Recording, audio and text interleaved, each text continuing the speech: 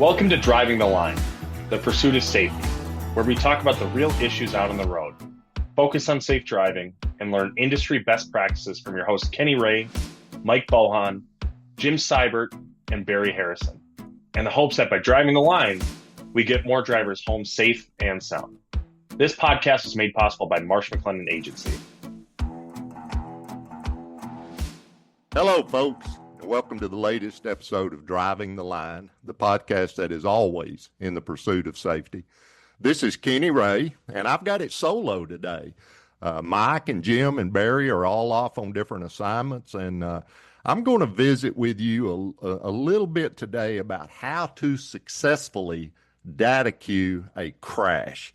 I know our audience is a trucking audience, and I have been in this industry almost 40 years, and the ability to DataQ a crash through the FMCSA portal is one of the most significant positive changes I have seen in my entire career from an administrative standpoint, assisting and helping motor carriers. We have never, ever in the past, ever had the ability to challenge data that FMCSA puts in the portal. And after much significant amounts of complaints, both directly from motor carriers to the Federal Motor Carrier Safety Administration, as well as pressure put on members of Congress several years ago, we're now about 5 years into this program, but FMCSA created a way for a motor carrier to go in and challenge or issue what is called a determination of preventability for a crash that appears in the FMCSA portal. And what I want to do today is just give you some very practical, very pragmatic tips of how to be successful with that process, how to achieve the result that you want to achieve when you go in and DataQ a crash. So that's what we're going to visit with about today. Now, before we start talking about the actual steps to challenge a crash within the FMCSA Crash Preventability Determination Program, there are a couple other times that you may need to DataQ a crash for a reason other than seeking a preventability determination. And on those, you still DataQ the crash, but it's an entirely different process. Your goal is different. One of the classic ones, you go into the portal and you look and there's a crash in there and it's not yours. It simply doesn't belong to you, and yet it's showing up on your portal. Well, how does that happen? A couple of reasons. The most common one, and this one is not nefarious at all, no ill intent whatsoever, but the investigator that investigated the crash sometimes make a data entry on your USDOT number. They can be off one digit, or they may switch two digits. And what ends up happening is a crash shows up that's not even yours. Your truck wasn't even there. And on those, you can go in and DataQ to get that completely removed. The other time that you may want to DataQ a crash, other than seeking a preventability determination, is if there's erroneous information on the accident report, on the crash report itself. Sometimes on some of these truck accidents, particularly if there's multiple vehicles involved, if you've got 4 or 5 vehicles on an interstate and you've got 4 or 5 drivers and you got maybe more than one tractor trailer rig, so you start looking at the units, and the trooper or the investigator is numbering those units, and let's say your truck is numbered as unit 3 and your trailer is unit 4, and then there's 6 or 7 vehicles involved, 4 or 5 different drivers. Every once in a while, when they get down to the narrative, sometimes unit numbers will be switched in the narrative, or you'll look and they have your tractor and your trailer listed and all of your company information, but you look at the driver's information, you say, well, that's not my driver. And then you realize that the trooper was there on the side of the road and had 4 or 5 driver's licenses in his hands, and he or she's completing their crash report, and they just made a clerical error, if you will. There are times that we will DataQ that just because we want the crash report to be accurate.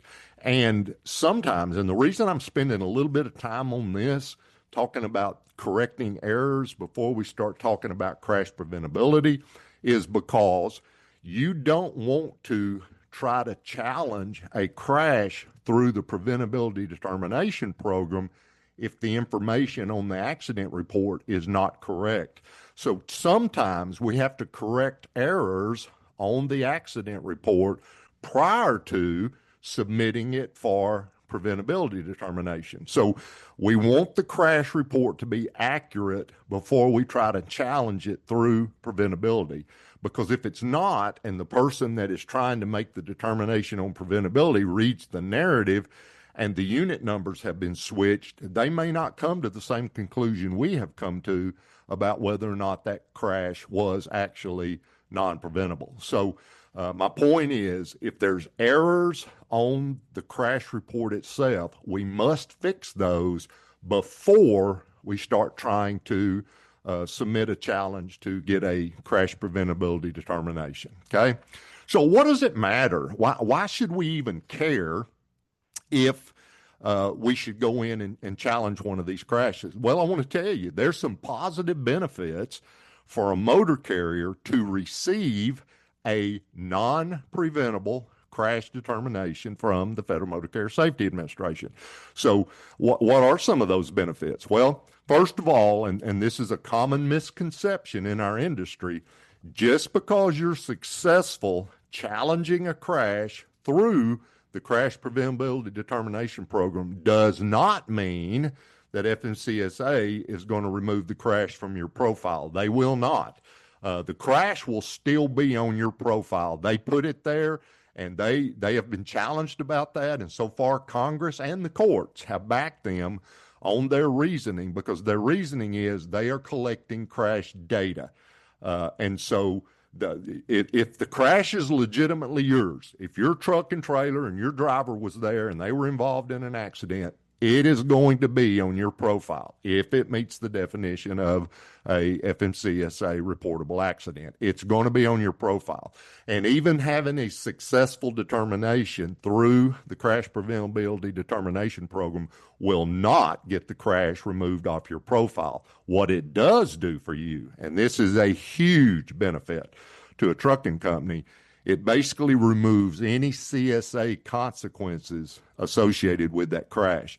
The crash will not be used to calculate your percentile in the crash basic within CSA. It will not be used on an audit or a compliance review to calculate your crash rate, which is found in Factor 6 of the audit. And y'all know what that is. That's where they take the number of crashes over the past 12 months, they multiply those by 1 million, and they divide it by your actual mileage. And whatever that ratio comes out, it must be below a 1.5, or you're going to get at best a conditional crash rating on Factor 6 of the audit.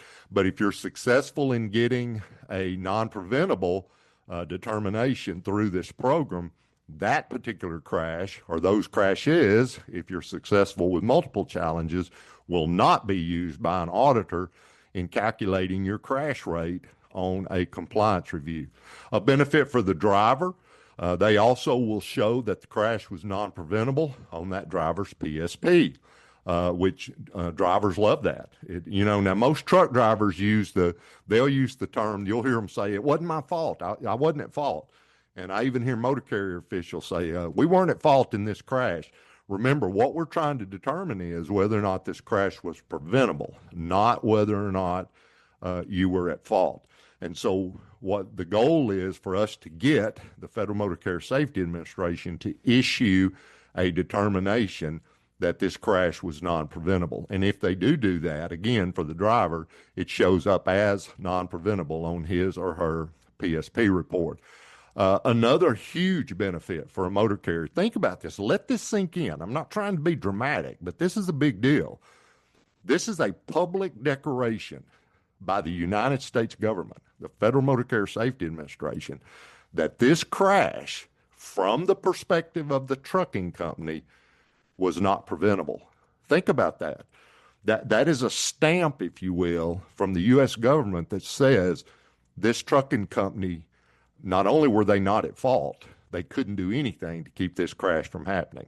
It simply was not preventable. And where that will aid you the most is if you're ever involved in litigation. It is just a huge benefit to an attorney that's representing you if you're involved in a lawsuit. Other benefits, it may help your insurance broker negotiate for more favorable insurance rates for you.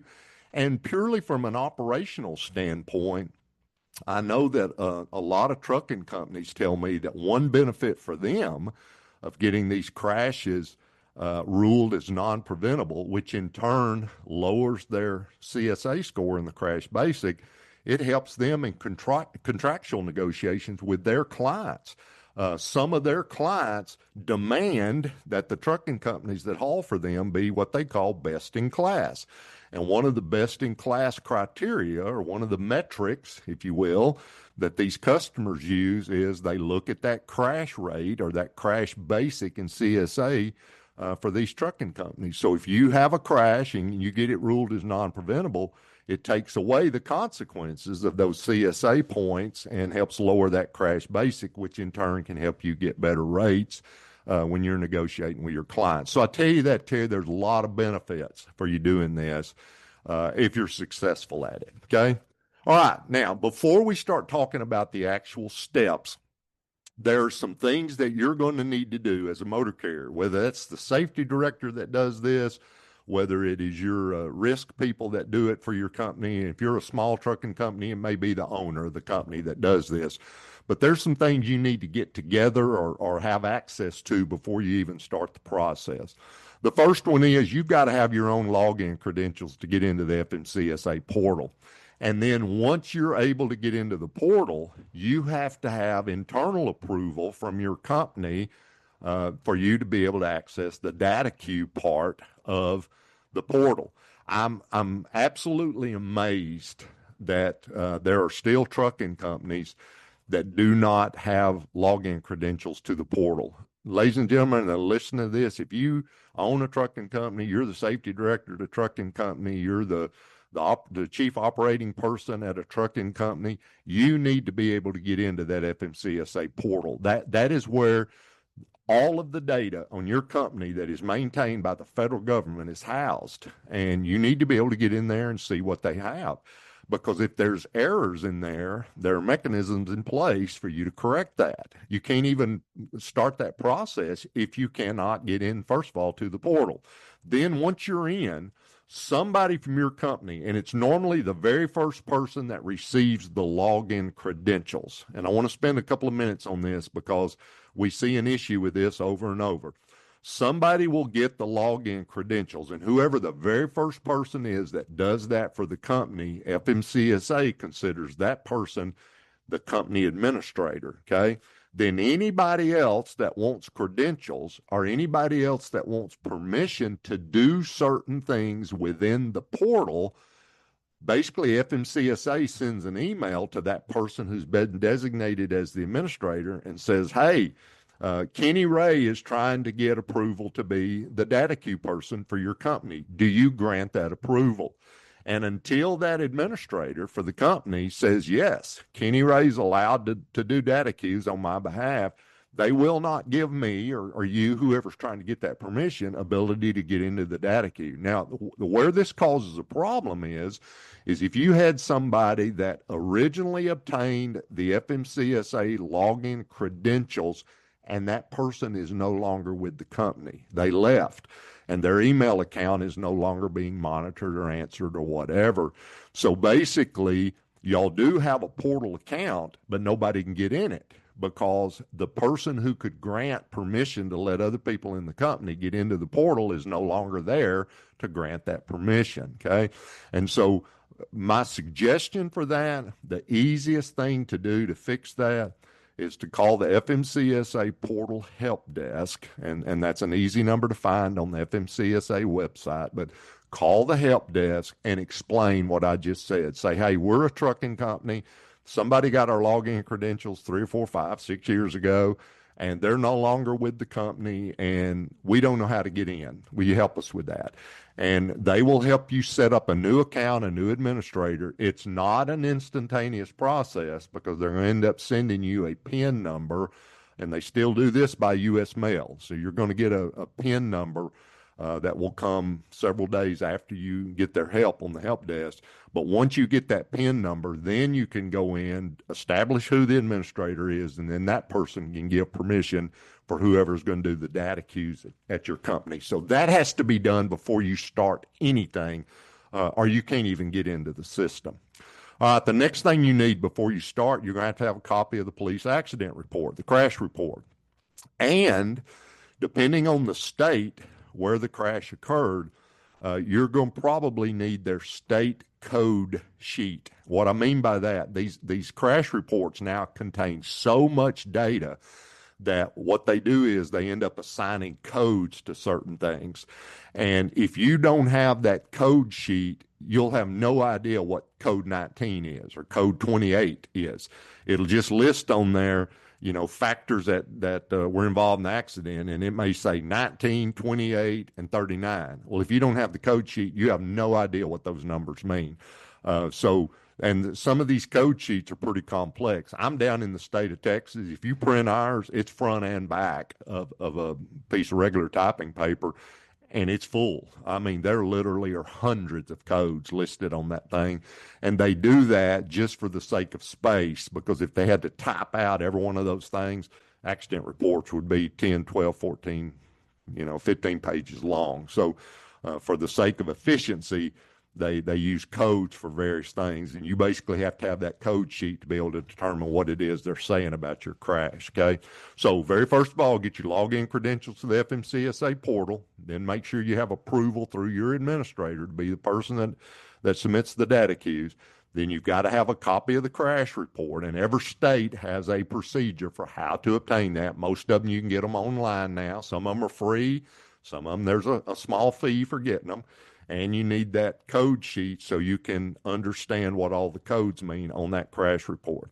Then there's two documents that I want to encourage you, even all of you that are very digitally savvy and that you're comfortable working with documents purely on the screen of your laptop or your computer at the office. There's two documents I want to encourage you to print. And I want to encourage you to print them in color, and preferably just on one side of a piece of paper, okay? And I'll tell you why I request or suggest that you do that. The first one is the submitter's guide from the FMCSA Crash Preventability Determination Program. So you just get on whatever search engine you use, and you type in FMCSA Crash Preventability Determination Program and click on it. And there is a very easy, very friendly, user-friendly website that'll pop up. And it is actually the website of the U.S. Department of Transportation, Federal Motor Carrier Safety Administration, Crash Preventability Determination Program. If you look over to the left and near the top of that page, the home page, there are two documents that are listed as PDFs. One of them is the submitter's guide, and that is a document that basically walks you step by step through the process of how to actually submit a DataQ for crash preventability determination. It is a very, very helpful document. So I encourage you to print that and just have it there at your desk anytime you're going to do one of these DataQs, and it helps refresh your memory of how to do the actual steps. The other one is what is called the eligibility guide, and it lists the types of crashes, and we're now up to 21. It lists the types of crashes that you actually can submit through this program. You can't submit all of them, okay? There's some of them that does not fit their criteria, and they won't allow you to challenge those, okay? Well, this eligibility guide will tell you what those are, the different types of crashes. And that document is critically important because not only does it tell you the types of crashes that you can challenge, it gives you specific examples through words of what meets that criteria. And the reason that is important is because once you start actually submitting to get a crash reviewed through the crash preventability determination program, there is a spot in there for you to use narrative. You want to actually use their words that come directly off of their eligibility guide. The reason for that is that eligibility guide is what their reviewers use to determine whether or not your crash meets their criteria. So that their reviewers have been trained on that document. They have it right there at their desk whenever they're reviewing a crash. So it's advantageous for us to use their exact language so that when that person is looking and reading through your narrative, they say, oh, this does meet our criteria. And it's the fact that we're using their language. So I would encourage you to actually physically print those two documents, the submitter's guide, which again tells you how to submit, and the eligibility guide, which again tells you what can be submitted. And then the final thing you will need before you start is any dash cam video, if you have it and if it's applicable to your submission, okay? So again, before you start, you need login credentials to get into the portal. You need approval to be the person that does DataQs at your company. You need a copy of the police accident report and the state code sheet from whatever state where the crash occurred. You need to print and have next to your desk or on your desk your submitter's guide and the eligibility guide, and you need to have access to the dash cam video if it is available, okay? So those are all things we do before we even start. Now, one other thing we're going to do before we actually start trying to submit a challenge through the crash preventability determination program, we are going to go over with a fine-tooth comb and review that police accident report, the crash report, okay? We are going to read it thoroughly. We're not going to just give a cursory glance at it. We first of all want to check it for accuracy. Do they have our driver properly identified? Do they have our vehicle properly identified? We're going to read through the narrative multiple times. We're going to look at the diagram. We're going to compare how they numbered our vehicle. And if you're talking about a tractor trailer rig, both the tractor gets a unit number assigned to it and the trailer gets a unit number assigned to it. We're going to make sure whatever unit numbers are assigned to our vehicle in the informational part of the report matches what is in the narrative and on the diagram. That is where things get confusing sometimes. Again, particularly depending on the complexity of the crash. If it occurs on the interstate and there's multiple commercial vehicles involved, 2 or 3 tractor trailer rigs and maybe 2 or 3 four-wheelers, you know, you're talking about 6, 7, 8 different unit numbers on there, and it is very easy for numbers to get switched around. And even though the diagram may be correct, the narrative may be wrong. It may be that our truck was going down the interstate and a car or another truck came off of an entrance ramp onto the interstate and slammed into the side of our truck. But when you look at or you read the narrative, they switch the units around, and it makes it sound like our truck came down the entrance ramp and slammed into the side of the car, even though that's not what happened. So we want to make sure, first of all, the crash report is accurate.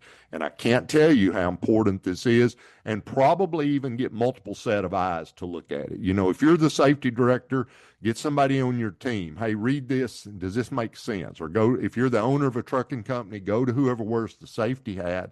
Or if you've got a consultant, or if you're one of our clients, you call me, Barry, or Mike and say, hey, would you read this and see what you think about this? And just get multiple eyes to look at it to make sure the crash report is accurate, okay? So the next thing we're going to do after we determine that the report is accurate, we're going to read that narrative and look at the diagram very carefully and determine, did the investigator assign any fault? Can you read this and come to a conclusion that they think this is a little bit our fault? Kind of the words they're using in here doesn't give me a warm fuzzy. If there's any assigned fault in the narrative or the diagram, we're not going to challenge. We're simply not going to submit this crash, and I'll explain more about that here in just a second.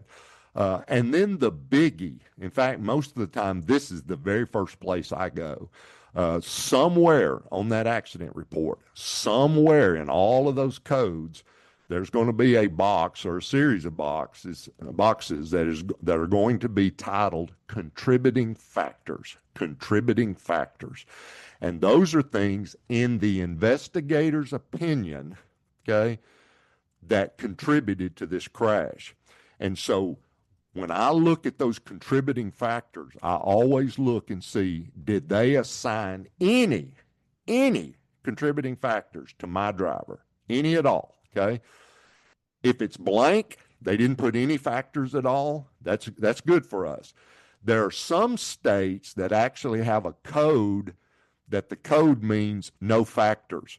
So I saw one time. I looked at it, and there was a code in there for our driver, and my immediate thought was, we can't challenge this one. In the investigator's opinion, our driver had some contributing factor to this. But then I took that code sheet. This is why the code sheet's so important. And I looked, and that particular number in that particular state meant no factors. Okay, so that particular state requires their investigators to put something in every box. Some states allow the box just to remain blank. So if it's our driver under the field of contributing factors, we want either no contributing factors, or if they put one, it's got to be that one that says no factors or no contributing factors, okay? Now, ladies and gentlemen, if you don't hear anything else from this podcast, please hear this. Do not, under any circumstances, submit a crash for review through the Crash Preventability Determination Program if there's any chance whatsoever that FMCSA will rule this crash as preventable, okay? That is the kiss of death for you. Because just like I mentioned earlier, the advantages for you, the benefits for you, if they rule something non-preventable, the absolute opposite is true as well if they rule it preventable. Think about that. You submit a crash, and FMCSA comes back and says, you know what? You could have prevented this. This crash didn't have to happen. And then they put that on their public website. That there's no way for us to overcome that, okay? And that goes back to a fundamental discussion and something so important for you to understand.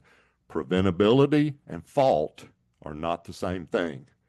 Listen to me very carefully, please. Preventability and fault are not the same thing. A preventable accident is one in which a driver failed to take reasonable action to avoid the accident, even if that driver was not legally at fault. I want to encourage you to get on your favorite search engine and type in National Safety Council, which is a nonprofit organization that has one agenda and one agenda only, and that's safety. Get on there and type in National Safety Council definition of a preventable accident, and you'll bring it up, and you will see very clearly that preventability and fault are not the same thing. In fact, preventability is a higher standard than fault. What I mean by that is your driver may not legally be at fault, which means he or she didn't break any laws. They're not going to get a ticket out of this, okay? But let's use the example of a tractor-trailer rig in the outside lane of an interstate, going down an interstate, and there's an entrance ramp coming in. And that truck driver, that professional truck driver, clearly sees there's a car, a four-wheeler, coming down that entrance ramp onto the interstate, okay? And the truck driver can clearly see, if I keep my current speed and I stay in this lane and that car doesn't brake, that car is going to run into the side of me, okay? Now, let's say that driver maintains the lane he or she is in, and they maintain the speed they're in, so they have a legal right to be in that lane. They have a legal right to be driving the speed they are, as long as they're not exceeding the speed limit, and that car runs into the side of them, okay? But when that accident is being investigated, the trooper asked the driver, well, what happened? He said, well, I was driving down the interstate, and I saw that car coming down, and I knew he was going to run inside of me, but I don't know why he didn't brake, okay? That was a completely preventable crash. Was our driver legally at fault? No. Our driver had a right to be in that lane. Our driver was driving below the posted speed limit. Our driver wasn't doing anything wrong, but the crash was preventable. Our driver could have braked and slowed down and let that car get in front of it. If the lane to the left was open, our driver could have given a turn signal, moved over one lane, and let that car come in.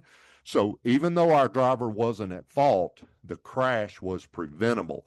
And that is what FMCSA is going to determine through this program. Not fault or no fault, but was it preventable or not preventable, okay? So again, let me repeat, if there is any chance whatsoever that FMCSA will rule your crash as preventable, I want to encourage you, do not submit it, okay?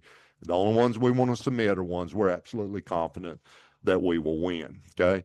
Now, the date on which your crash occurred is important because on December 1st of 2024, last year, December 1st of 2024, the submission criteria changed. They opened it up. FMCSA opened it up and let more types of crashes be submitted.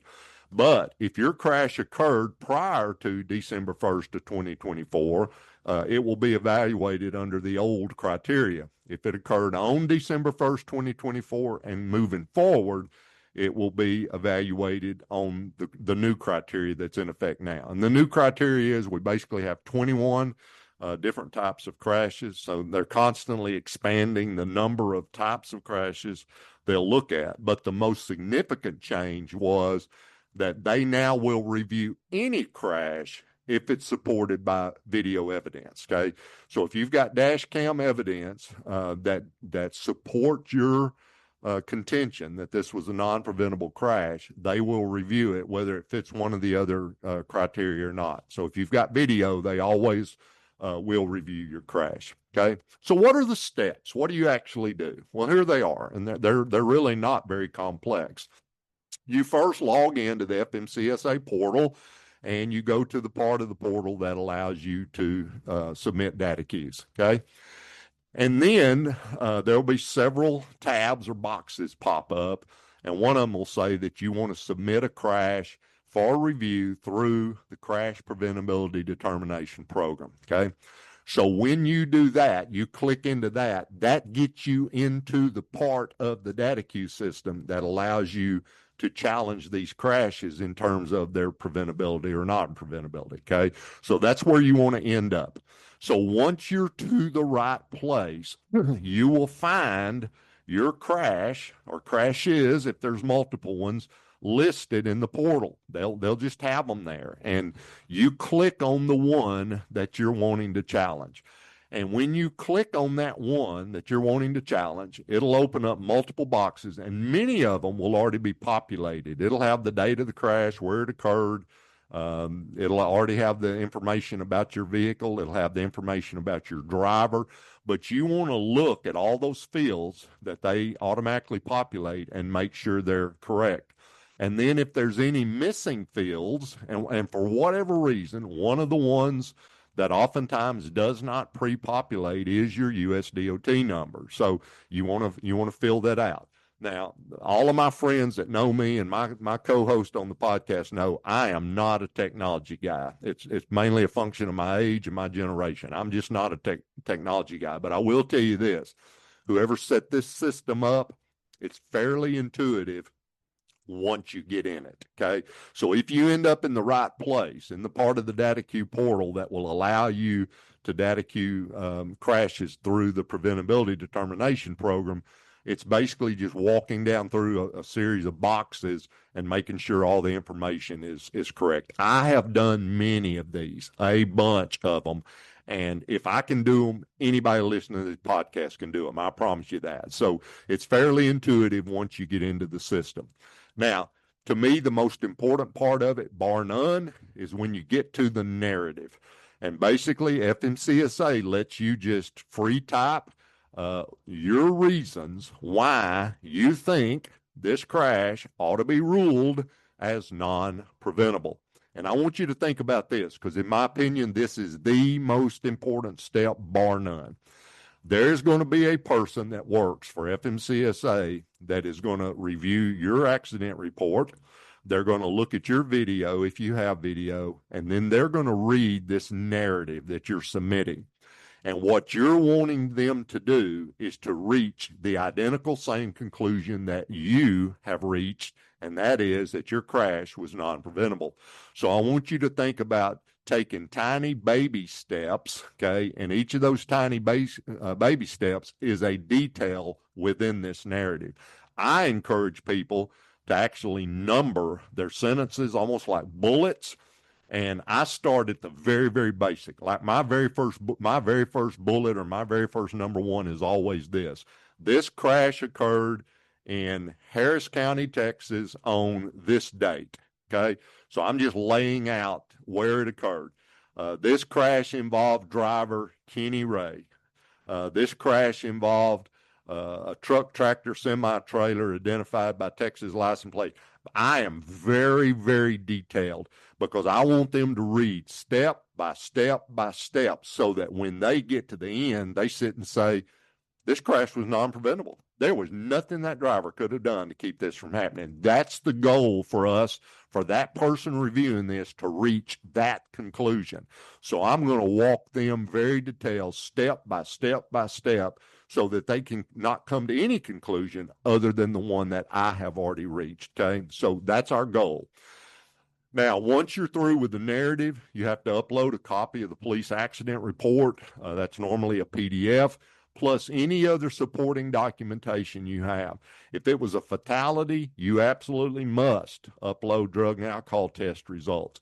If there were witness statements, you can upload those as PDFs. If you have photos that support your contention, you can upload those, and there's various formats. JPEG's the most common one, okay? But within that submitter's guide, they list all the acceptable formats that you can use to submit photos and video. And if you have video, it's available and it's applicable to your crash. You can upload that. The file size is limited to 25 megabytes, 25 MBs, okay? And again, the acceptable formats are listed in the submitter's guide. Now, if your video is larger than that, there's actually a FMCSA has an email address that goes directly to the folks that review crashes through the Crash Preventability Determination Program, and you can submit your video through email. Now, once you've done everything before you hit the submit button, you want to review and double check. Folks, this is too important, okay, to mess up. So double check, put another set of eyes on it, let folks look at it before you hit that submit button. Because once it's gone, okay, then it's in their wheelhouse. And let me tell you what they're going to do, and then I'm going to wrap this up. The very first thing, once your submission arrives at FMCSA, the very first thing they're going to do is determine, is it even eligible for review? Does it meet their criteria for them to review? If it's not, this one doesn't really hurt you, but they're just basically going to say this crash is not eligible for review. They'll send you back an email and they'll tell you it doesn't meet their criteria. You can't submit it, okay? If it is eligible, they tell you that they'll have results back to you in about 90 days. I've seen some come back the same month that they submit them. There's no rhyme or reason for this. I've seen other one take 6 to 9 months to get the results back. But it normally takes a minimum of 90 days. Let that sink in. That's 3 months. You're not going to submit one in the morning of a day and get it back that afternoon. That's just not going to happen, okay? They just have way too many of them coming in, and they don't have near enough people that are doing the reviews. But let's say it meets their criteria and they review it.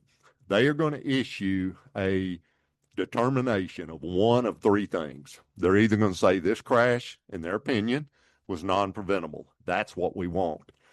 The other 2 are not good for us, the other 2 rulings. They can rule them preventable, which means they believe there's something our driver could have done to keep this from happening. And the third one is, I don't see this often, but they're allowed to do this. They can issue a ruling of being undecided, which means your crash met the criteria for them to review it, but they couldn't determine yay or nay whether it was preventable or non-preventable. In my opinion, that's not a good ruling for us, okay? That's why I go back and say, if you're not absolutely certain you're going to win, I encourage you don't submit, okay? If there's any chance whatsoever that they're going to rule your crash as preventable, you do not want to submit. Now, periodically, FMCSA will say, hey, we need a little more information. They'll send you an email and ask you for some other things, okay? If they do that, you've got 14 days to respond to their request. And then, let's say, heaven forbid, they issue either a preventable or an undecided ruling on your crash. You can, if you come up with new information that supports your position, you can resubmit a DataQ. Those are fairly rare, primarily because every person I talk to that I possibly can, I tell them, don't submit if you're not absolutely confident you're going to win. The consequences are just too great. We just don't want the federal government telling the world that, hey, this crash was preventable. And that's just the kiss of death for us, okay? So the steps are fairly easy. Log into the portal, get on the DataQ site, find your crash, check all the fields, make sure they're properly filled in. Be very detailed in the narrative. Our goal is to lead that FMCSA reviewer to the same conclusion we have reached. We do that by very detailed step by step. You then upload the police accident report, any other supporting documents you have, including drug and alcohol tests, witness statements, photos, video if you have it, and then give it a thorough review and then hits the submit button. Now, I want to close and leave you with a word of encouragement. Of the ones that are being submitted for review, for the crashes that are being submitted for review, motor carriers are being so careful about, number one, submitting crashes that clearly were non-preventable, and they're doing a really good job on that narrative portion to where the overwhelming majority of these that end up being eligible for the program are being ruled as non-preventable in favor of the motor carrier. So the number of ones that you can actually challenge is probably relatively low, but if you have one, it's critically important for you to do it.